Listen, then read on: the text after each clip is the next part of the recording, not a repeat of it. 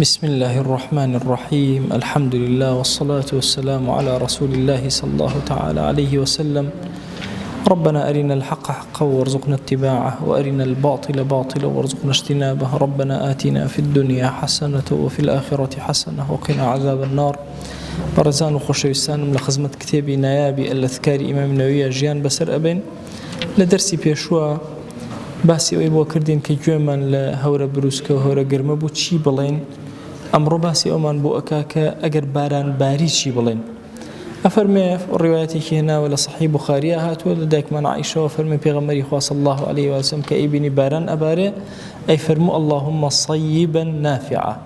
خوایان بارانێکی دەنگەورەی بەخۆڕ بۆمە ببارێنە بەڵام پڕ بێ لە نەفع و بەرەکەت،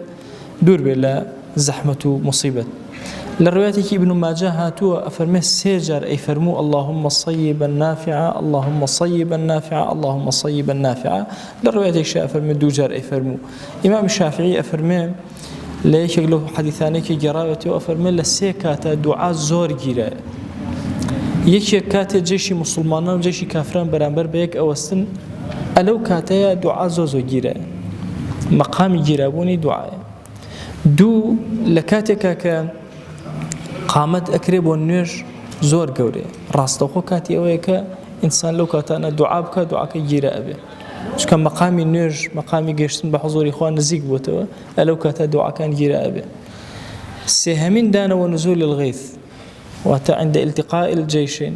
هەردوو جێشی مسلمان و کافر بەرامبەر یەک، عند إقامة الصلاة، کاتێکەوە بانگوێژ واونە قامەت ئەکە، لەگەڵ چیا عند نزول الغیث، کاتێک کە باران وردەودە نمنمیێتە خوارەوە لەم سێ کاتە دوعاکان گیرە ئەبێ. ئەفەرمێ ئیمامی شافعی لە غەیری دانەیەک لە ئەو کەسانەی پێیان گەیشتوم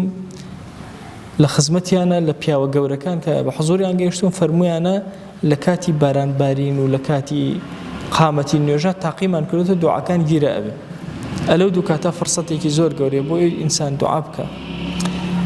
ئەگەر بارانباری لە دوای بارانبارینەکە ئینسان چی بڵێ؟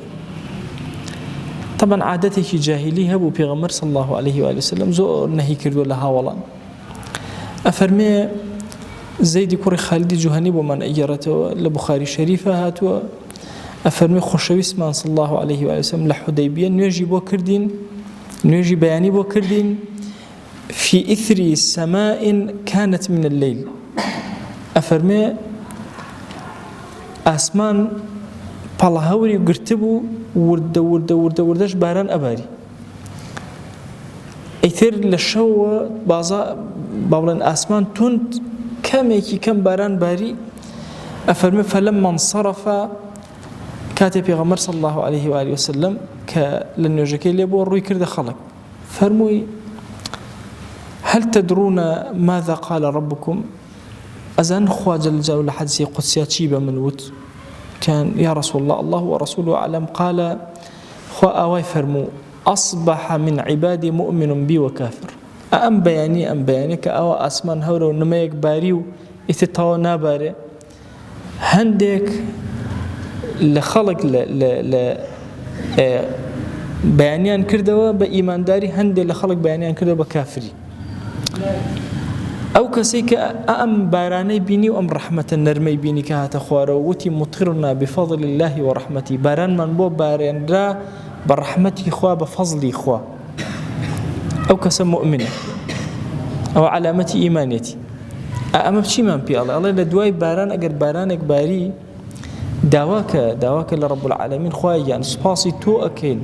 برحمتي خوا الحمد لله رحمتك خوا باري فضلي خوا بسر ما باري. دائما أم كلماتنا إيمان دار أمانة بكاري يعني. أفرمي فذلك مؤمن بي كافر بالكوكب. باش أم كس إيمان دار بمن بروايني بشي بكوكب أستير الناس وأوانا. بلام أجر كسي وتي مطرنا بنوع كذا، وتي يوم باران من بو باران بهوي فلانة أستيرو يان ببرجي فلاني يا بهريك لم كلماتنا فذلك كافر بمؤمن بالكوكب. وإيماني بالكوكب هي إيماني بمني. وتباران لدوا باران حالتك بو إنسان كان دروسة بي يا الله برحمي خوا باران بو باري مؤمنة یا ئەڵێ بەهۆی فڵانە ئەستێرەوە کشایان چی ئەوانە بارانم بۆ باری کافر ئیمانی بەوە هەیە ئیمانی بەخوانی ئەمە دەرگایەکی زۆر گەورە لە ئێمە ئەکاتەوە بەتایبەتی لە ئەم ڕۆژگارە کە تەحدیدی با بڵێن ئەتوانین علم گەیشتەوە ئاستەی تەحدیدی وەختی باران کە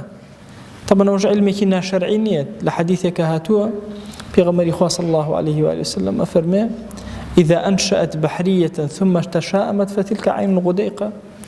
أفرمي أجر بالله هورك تنبيني لطرف بحر وهات إذا أنشأت يعني سحابة بحرية لا بحر وهات ثم تشاءمت ركض الشام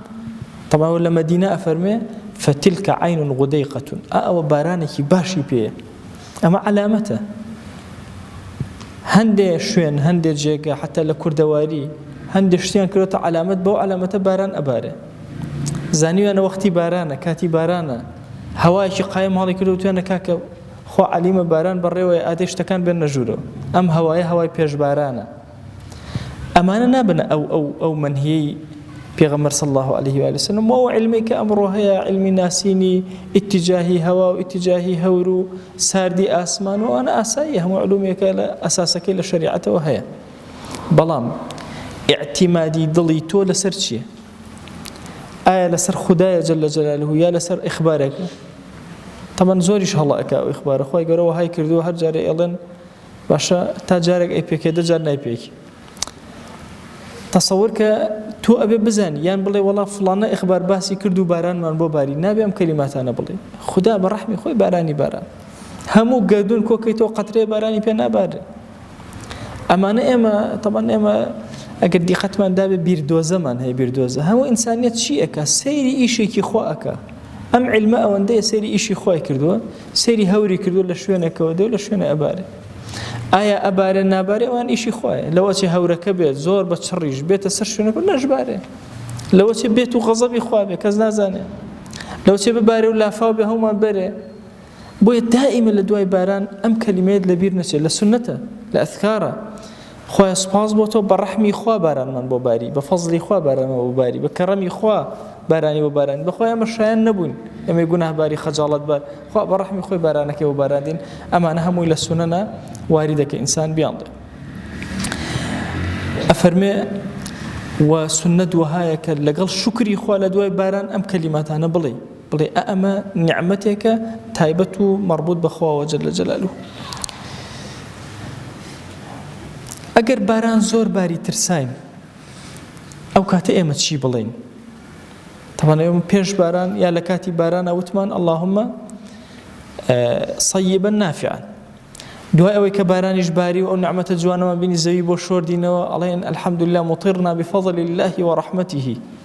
بەڕەحمی خوا بەفەزلی خوا بارانمان بۆ بارێنرا ئەی ئەگەر بارانەکە زۆر سەخت بوو ئەم فەرمودەی پێغەمبەر صلی الله عليه وآله وسلم لە بوخاری و مسلیمە هاتووە ئەنەس بۆمان ئەگەڕێتەوە فەرمێ خۆشەویستمان ڕۆژێکی جمعە خۆتبەی ئەدا پیاوێ خۆی کرد بە مزگەوتە فەرمووی یا رسول الله هلكت الأموال وانقطعت السبل فادعوا الله يغيثنا ئەی پێغەمبەری خوا صلی الله عليه وسلم والله کاکە هەرچی ماڵ و سەر و سامانمان تیا چوو ئاژەڵەکانمان هەرچی ئەوە ڕێگە و بان و هەرچی شتە هەموومان لێگیرە نەئەتوانین ئاژەڵ دەرکەین نە سەوزاییمان نە هیچمە دوعامان وکە بەشکم بارانمان بۆ بارێ پێغەمبەری خوا صلی الله عليه وسلم دەستی بەرز کردەوە لەسەر منبەرە مبارەکەی فەرمووی اللهم أغثنا اللهم أغثنا اللهم أغثنا سێجار أنس عليه والله ما نرى في السماء من سحاب ولا قزعة والله لا أسمانه هيج نبارشيك نهوري حيش ما نبني صاف الله سبحان الله هر أوان دا أم هني فرمو كاتك منزاني لبين الشاخكان ولا قرأخي مدينة ورده هور بيابو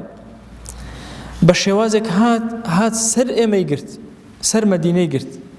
عليك هات ناوراسي أسمان إنجا بلاو بويو باران دسي بيكرت والله إثر خورمان نبيني سبتا يعني حفتيك حرش يقتر خورمان نبي حر باران أباري لسريك الله بروج الجمعة دهاتو بيغمر صلى الله عليه وسلم وسلم من بربو بيا كتر خوي كرب جوت يا رسول الله فريامان كبخوا فوتين أم جاره هرشي أموال ما نهو باران بردي هرشي الرقبان ناتوين بجول حركة لبر باران مجال ما نادا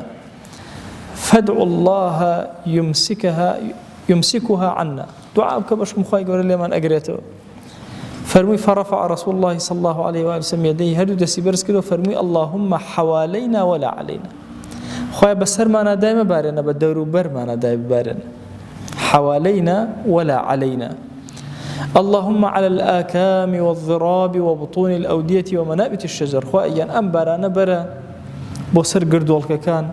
بوسر شاخ كان بوسر شالايي يا أولن دولكان بۆ ئەو شوێنانەی کە دارەکانمانی لێ ئەڕوێ لەوێ بیبارێنە بەسەر خۆمانە مەیبارێن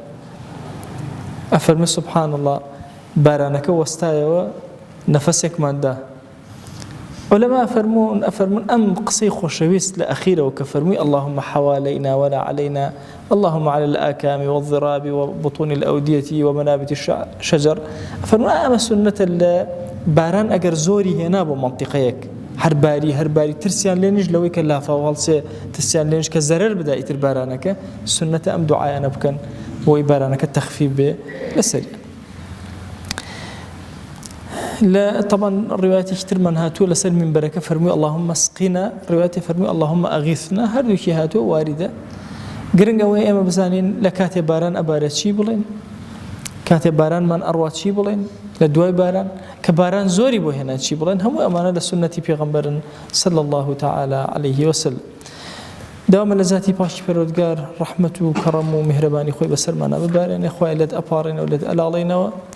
أم فرماشتا بيروزاني پیغمبر صلى الله عليه وسلم كچوين خزمتيان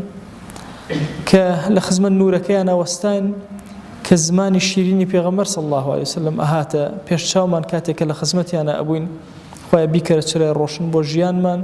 بيكرة شراي روشن لسر مرق مانا بيكرة شراي روشن لناو غور مانا خويا جان بيكرة شراي كي روشن بو من لساحي محشر مانا بيكرة معي شفاعت من يا أكرم الأكرمين آمين آمين والحمد لله رب العالمين وصلى الله على سيدنا محمد وعلى آله وصحبه وسلم تسليما كثيرا أبدا إلى يوم الدين ويقول لقناه من الشيوج بوري خوالي من خبولك